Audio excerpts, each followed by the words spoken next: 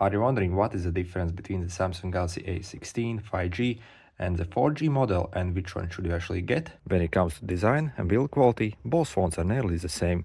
On the back of the 5G, however, we actually get a very glossy back that looks almost like a glass, but of course it's still a plastic. Whereas on the 4G, we actually get a matte back, which, it looks simply like a plastic. So if you want the best looking phone, then definitely the 5G is the way to go. When it comes to the overall build quality, both phones really are the same. However, this year actually the Samsung Galaxy A16 doesn't get the headphone jack. So both on the 4G and also the 5G, we actually do not get the headphone jack, which is kinda ridiculous. On both of the phones, we get a choice of either 4GB or 8GB of memory. On both phones, we actually get insanely nice 6.7-inch Super AMOLED 90Hz display, which is absolutely insanely nice. Also on both phones we get 5000 mAh battery and also 25 watts of charging speed. On both of the phones we get IP54 water resistance, and also we can get dual SIM card setup, as well as we can actually expand the storage using micro SD memory card. The biggest difference between them actually is in the CPU. So on the 5G model you get roughly 20% faster processor.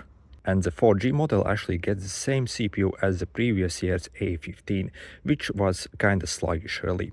The processor in the 5G is actually really good.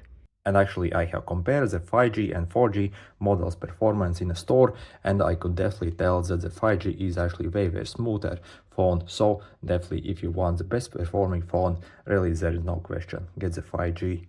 Also, when testing both, there is actually insane difference in the download and upload speeds. So on the 4G, I was able to get around 140 download speed and 40 up. But on the 5G, as you can see, the difference is like 5 times. So I was able to get 740 download speed and around 100 megabytes up basically.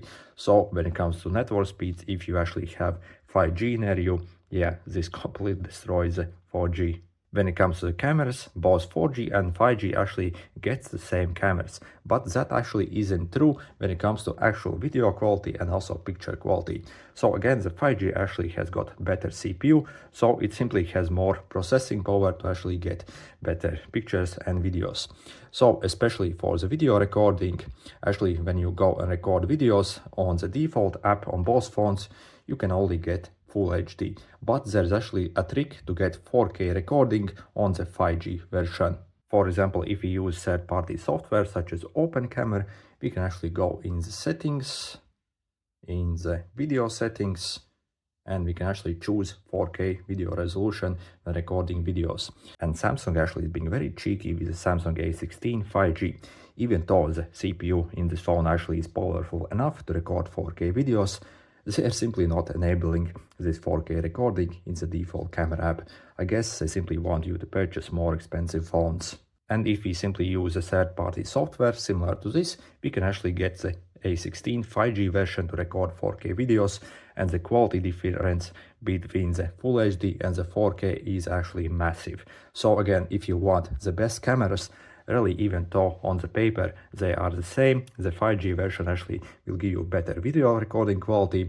Also on the 5G version we actually get also video stabilization option.